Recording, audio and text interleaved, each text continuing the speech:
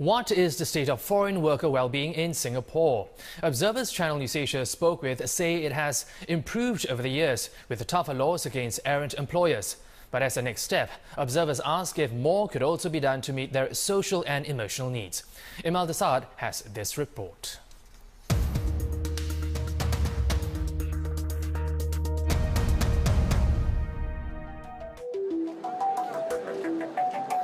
About a third of the country's total workforce is made up of foreigners. That's about 1 million as of June 2013, excluding foreign domestic workers. Over the years, various initiatives have been introduced to reduce dependence on these workers. But those I spoke with recognize that the need for foreign workers, especially in sectors which Singaporeans shun, cannot be completely eliminated. And for those who are here and who will continue to arrive, advocates recognize that the state of their welfare has generally improved. But what's lacked, they say, is a focus on their emotional and social needs. A lot of the effort in the last few years has been diverted to a functional type of integration, meaning to say that so long as they know how to use the ATM machine, they know where to get their groceries. And for a long time, we assume that the transit workers are here for a short period of time, and what they do will not have an impact to the social fabric of Singapore.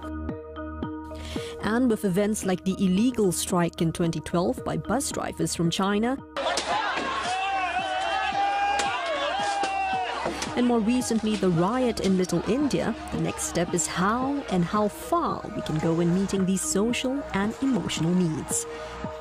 The foreign workers are actually the weakest link, if you like, in the whole national resilience framework. We have to be realistic, that most of them will not become permanent residents or Singapore citizens, and they know it, right? But they can still become a stakeholder in this country, right? And being a stakeholder means that they know what are the right things to do, and they will not, engage in activities that will disrupt the peace and harmony. Right? So if you feel that you are responsible to the people, to the place, right? That's one kind of social emotional engagement. And various NGOs are already stepping up efforts to address this. Now, the Migrant Workers Centre was set up in 2009. It's a collaboration between the labour movement and the Singapore National Employees Federation. Its mission is to champion fair employment practices and the well-being of migrant workers in Singapore. Let's take a look at what it does, shall we? Since its setup, the centre has reached out to some 400,000 workers and helped about 9,000. Most of the cases it sees involve workplace grievances and salary disputes.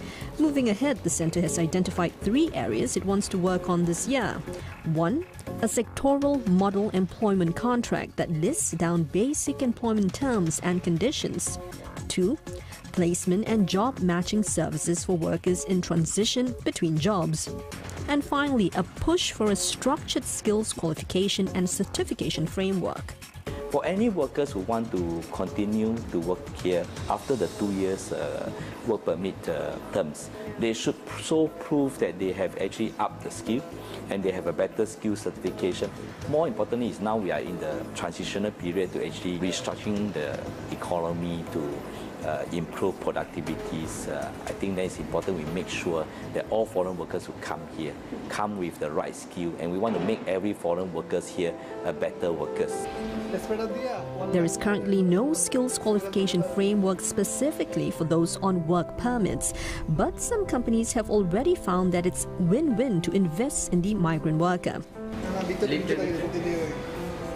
34-year-old Masood Rana is from Bangladesh. He came to Singapore 7.5 years ago to work as a cleaner. Through an in-house training program, he's now a foreman. He says he never imagined he could work his way up.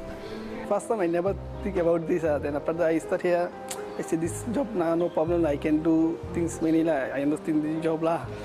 So but see I can do something well. Then that's why make me become foreman. He says he's happy working in Singapore and now considers his fellow colleagues family. They actually here to make money, and then send the money back to their hometown. So we treat them fairly. We provide accommodation, like I say, in-house training. And then recently we had this year-end party held at Tampines for both our Singaporean and foreign workers. Is to show our appreciation for their hard work. We want to make them feel more at home, to feel that they are actually working in a big family. NGOs say workers ultimately need more than just decent accommodation. When I was at these dormitories, I mean, it's really clean, and I cannot fault the physical environment, that dormitory that I visited.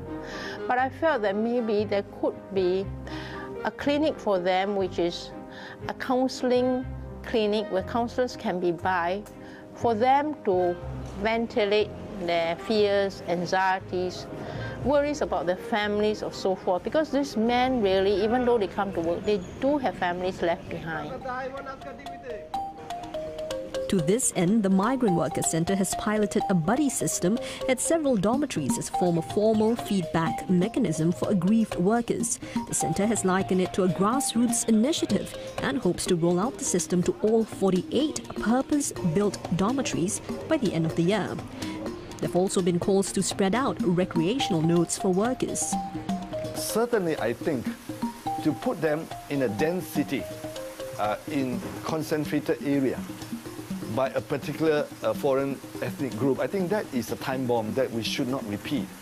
So we should create an environment, a decent environment for foreign workforce to be outside the core of our cities, in other parts of the island. But observers say Singaporeans will then have to accept such workers living and playing closer to their homes. One way to forge ties, they say, is to involve them in the community.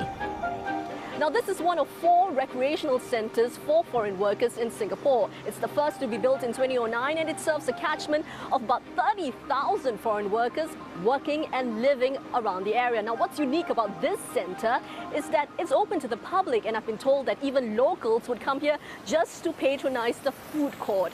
And observers say more of such open concept recreational centres should be built across Singapore.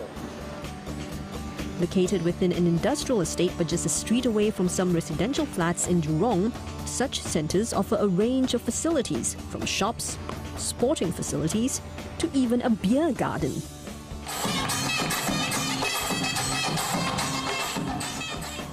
Together with the Migrant Workers Centre, NGOs like Home also partner dormitories to conduct recreational activities for workers. Now, those I spoke with say there's no such thing as finding that sweet spot when it comes to relations between Singaporeans and foreign workers. But you can build on respect and understanding.